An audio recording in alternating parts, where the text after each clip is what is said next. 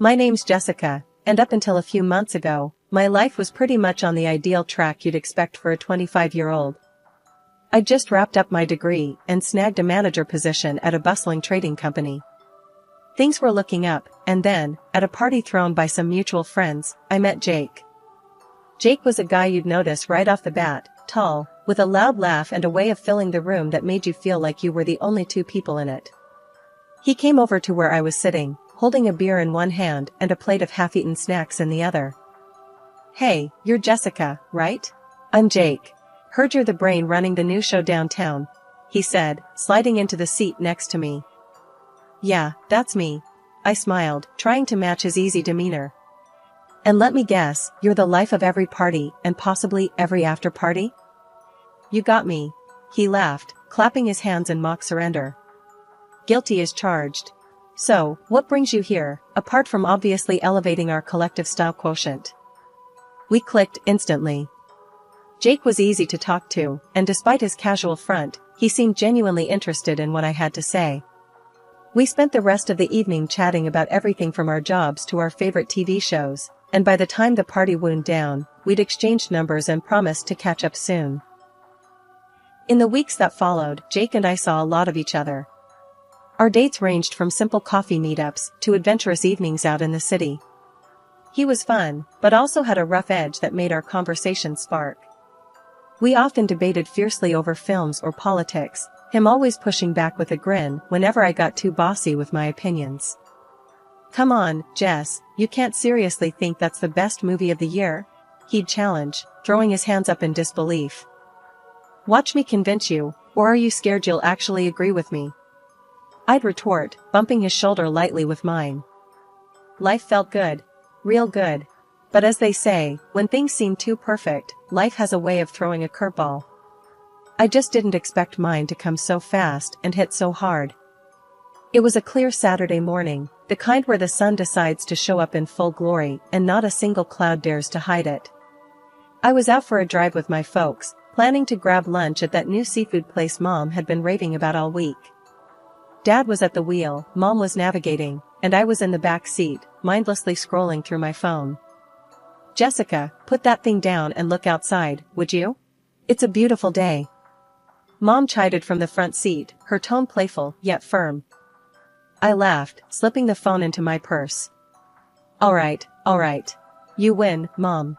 Eyes on the scenery now." Dad chimed in, his voice always steady and reassuring. "Good. You kids today with your gadgets. When I was your age, I was always looking out the window, counting cows on the road trips." We all laughed, and I leaned forward between their seats, feeling like a kid again on one of our family road trips. The conversation shifted to casual updates on relatives and Dad's recent fishing trip with his buddies. "So, caught anything bigger than a minnow this time, Dad?" I teased, poking fun at his often exaggerated fish tales. "A minnow? You'll eat your words next time I bring home a catch. Just wait," he retorted, grinning in the rearview mirror. Mom rolled her eyes, smiling. "Let's see if we can get through lunch without your father declaring himself the fishing champion of the state." The light-hearted banter was cut short by a sudden blare of a horn. Time slowed down as I looked up. A truck had veered into our lane, speeding straight toward us. Dad's hands tightened on the wheel, his knuckles white as he tried to swerve. "Hold on," he shouted, the last words I heard before the crash drowned out everything else.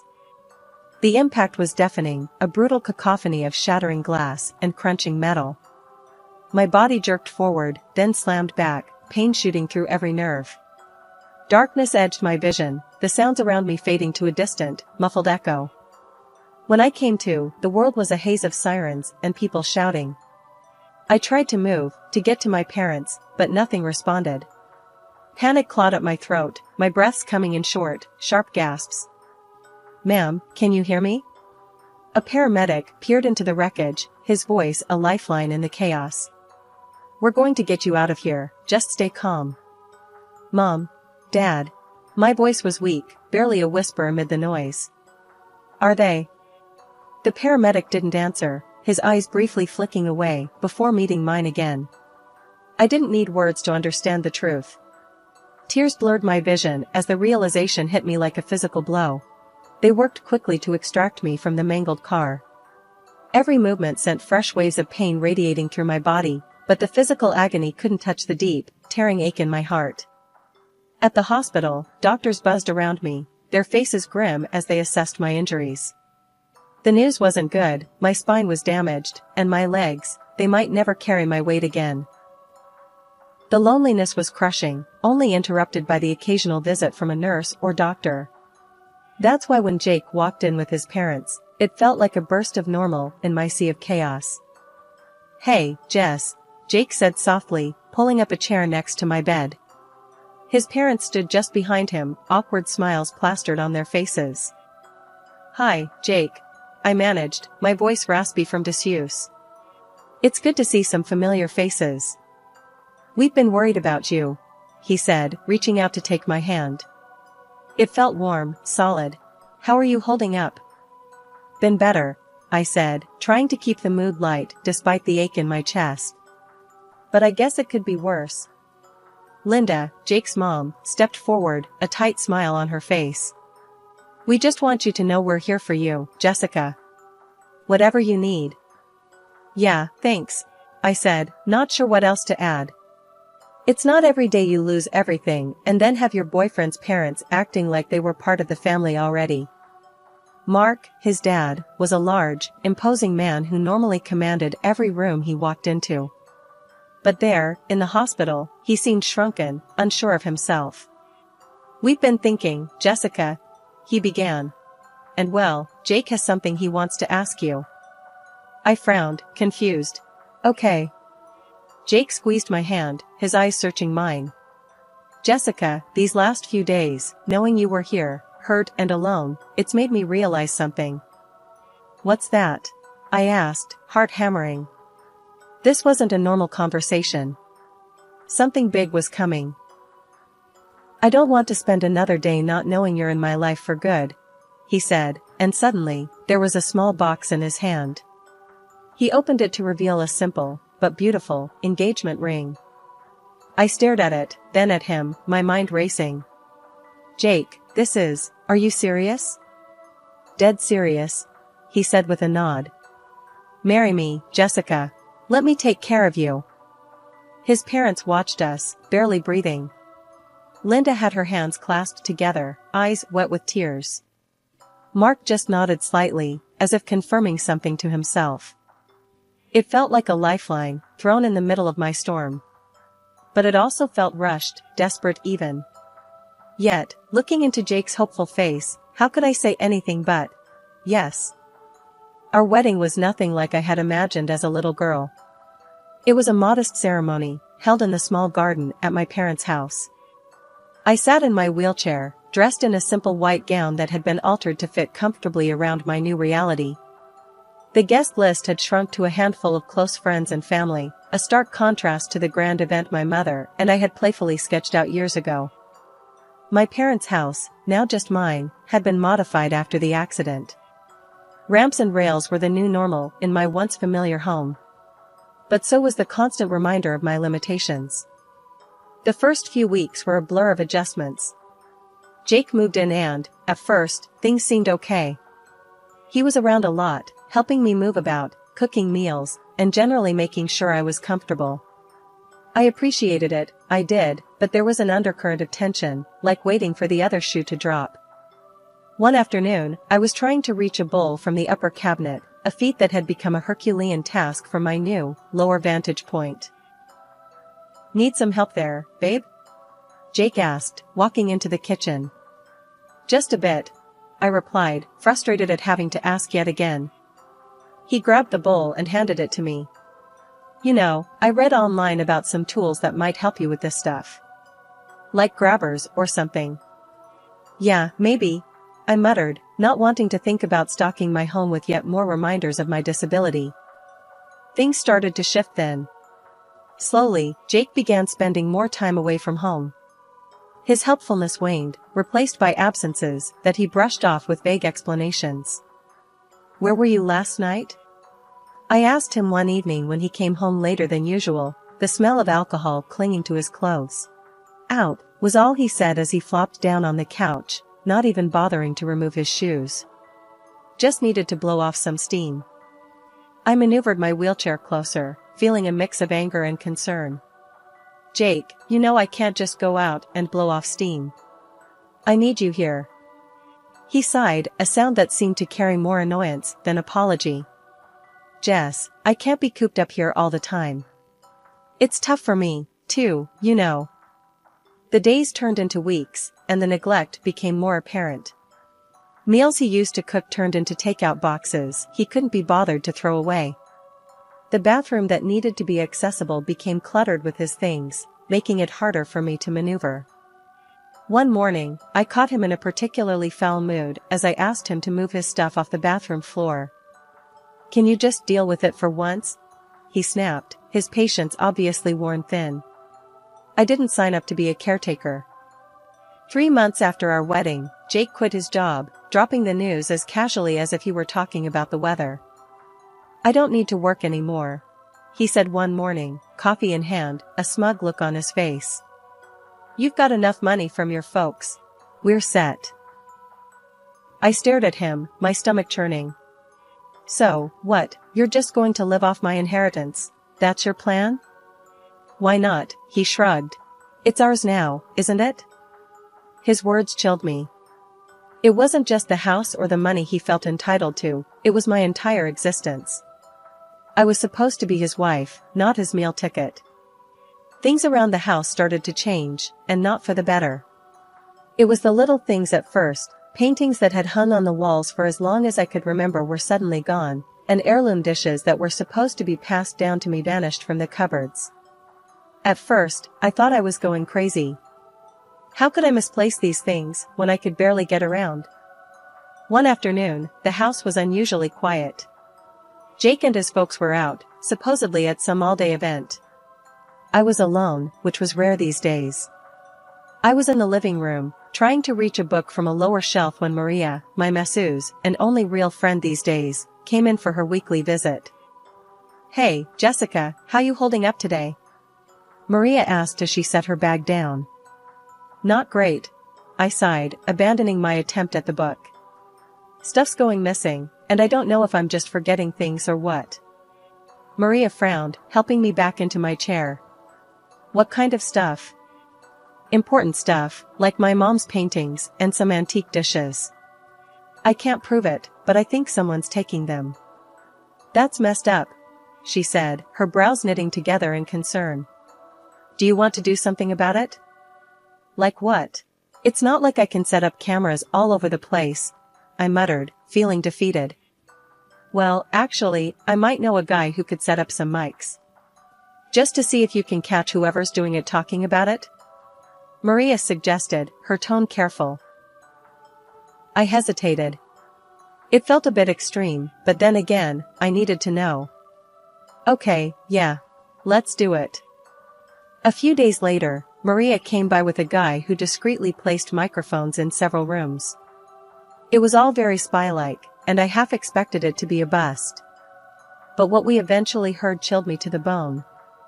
It was late one evening, a few weeks after the mics were installed, and I was listening through the recordings. Jake's voice came through first, clear as day. We should be able to get a good price for those dishes, he said, sounding nonchalant. Yeah, the paintings fetched a pretty penny too, his mother, Linda, responded. There was a clinking sound, like she was sorting through silverware. I felt sick. They were stealing from me, selling off my family's things right under my nose. What about Jessica? She's bound to notice more things missing. Jake's dad, Mark, chimed in. That wheelchair keeps her pretty tied down. And once we move her to a home, we'll have all the time in the world to sell off the rest, Jake said, a hardness in his voice I'd never heard before. I paused the recording, tears stinging my eyes. Not only were they stealing from me, but they were planning to get rid of me, to shove me in some home and wipe their hands clean of me. I replayed the recording when Maria came over next. She listened, her face set in anger. We need to do something, she said firmly. You can't let them get away with this. I nodded, wiping away tears. I know. I don't know what to do. First, we save every recording. Then, we go to the police. And you call your lawyer. Maria plotted out, her tone brooking no argument. Okay. I agreed, feeling a flicker of hope amidst the betrayal. Let's take these bastards down. The next morning, I woke up to find the ramps that allowed me access to different parts of the house mysteriously dismantled. I stared in disbelief from the doorway of my bedroom, my usual path to freedom abruptly cut off. Jake. I called out, hoping for an explanation but dreading the answer. When he finally appeared, his face was a mask of feigned concern. Oh, hey babe, Jake said casually, as if nothing was amiss. We had to take down those ramps. They were getting old and, safety hazard and all that. Safety hazard? Jake, I need those to get around. How am I supposed to move through the house now? My voice cracked with a mixture of anger and desperation. Don't worry about it, Jess. We'll figure something out, he replied, his tone dismissive, as if it were a minor inconvenience rather than a major blockade to my independence. But I am worried, Jake. You can't just decide these things without talking to me first. I live here too, remember? I snapped, my frustration boiling over. Jake shrugged, the gesture like a slap in the face. Look, I'm just trying to look out for you. You could have hurt yourself with those old ramps. His words twisted in my gut. Looking out for me? More like trapping me. I spent the rest of the day confined to one part of the house, my mind racing with the implications of what they'd done. The walls felt like they were closing in, each room a reminder of my growing helplessness. The next few days were a blur of helplessness and brewing fury. I was stuck, literally and figuratively. Jake and his parents came and went as they pleased, their voices low and conspiratorial, leaving me out of their hushed conversations. One evening, Linda came by to check on me, her fake smile firmly in place. Jessica, darling, how are you holding up? We're just so worried about you being on your own, she cooed, her voice dripping with false sympathy. I'm managing, I replied coldly, not in the mood to play nice. Seems like I'll have to get used to it, with the ramps gone and all. Oh, that was just a precaution, dear, Linda said, patting my hand in a patronizing manner. We're just trying to keep you safe. You know how much we care about you. Her words stung, the lie so blatant it was almost laughable. Safe? They were stripping away my mobility, my freedom, piece by piece. That night, after Linda had left with a breezy goodbye, I called Maria. They're boxing me in, Maria. I can't even get around my own house now, I said, the edge in my voice sharp with anger and a trace of fear. We need to act fast, Jessica, Maria responded, her voice tight with urgency. This is more serious than we thought. It's not just about stealing from you now, it's about control. After we hung up, I lay in bed, staring at the ceiling. The feeling of being trapped was suffocating, but the fire of defiance was building within me. I just needed a chance, any chance, to turn the tables on them. And I was determined to find it. The next morning was a whirlwind. First, I called the service that deals with the disabled to report how Jake and his parents had dismantled the ramps, my main way of moving freely around my own home. They were quick to react, promising to send someone to assess the situation immediately. Next, I called my lawyer, Mr. Thompson, and explained everything. He was furious on my behalf and wasted no time.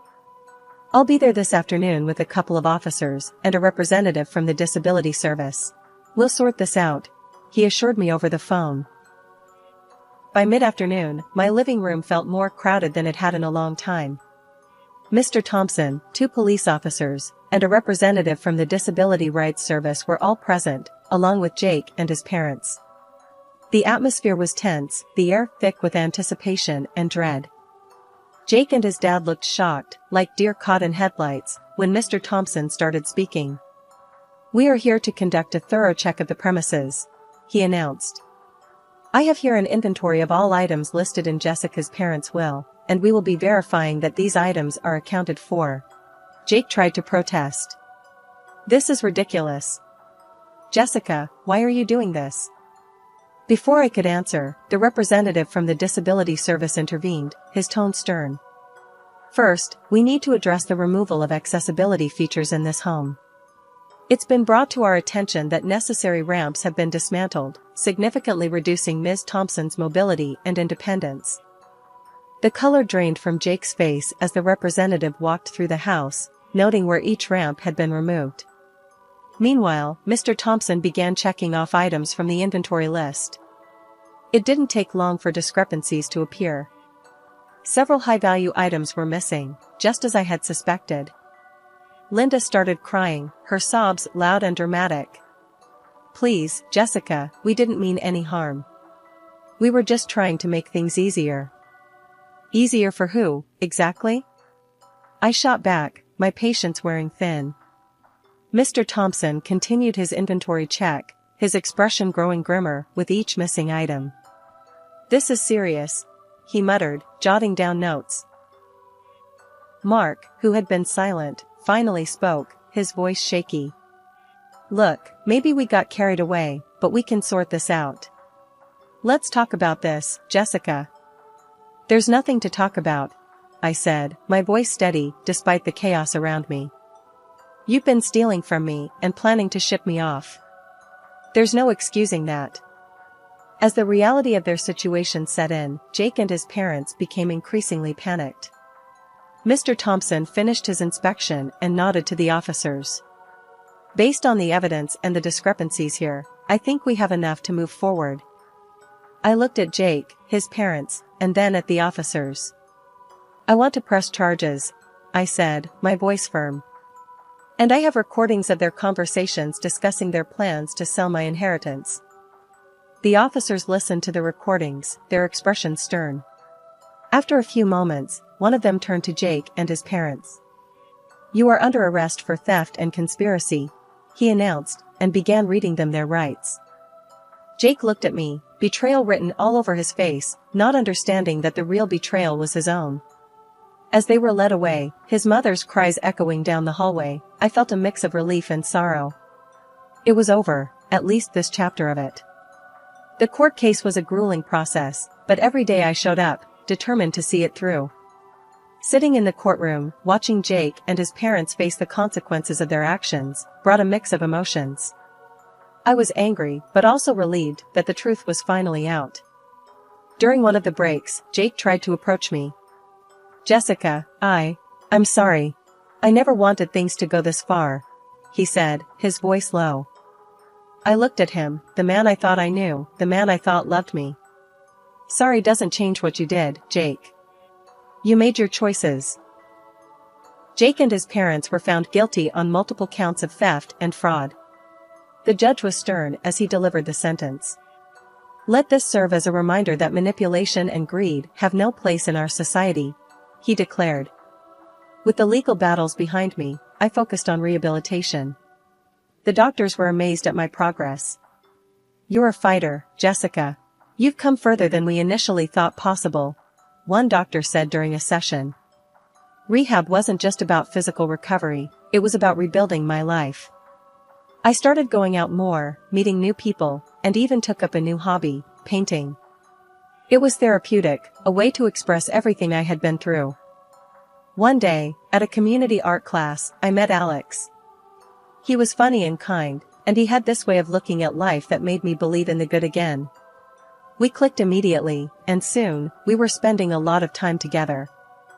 "Jessica, you know, this might sound crazy, but I feel like meeting you was meant to be," Alex said one evening as we walked through the park, my wheelchair rolling smoothly beside him. I smiled, feeling genuinely happy for the first time in a long while. "I think I can believe that. It's nice to have someone who just gets it, you know?" "Yeah, I do," he said, reaching over to squeeze my hand gently. One morning, I visited the grave of my parents. I told them about everything that had happened, about the trial, my recovery, and Alex. "I miss you both so much, but I'm getting back on my feet, literally and figuratively," I said, laying flowers on their tombstone. Walking away from the cemetery, I felt their love with me, like a gentle push forward. I was moving on, but I was taking them with me in my heart.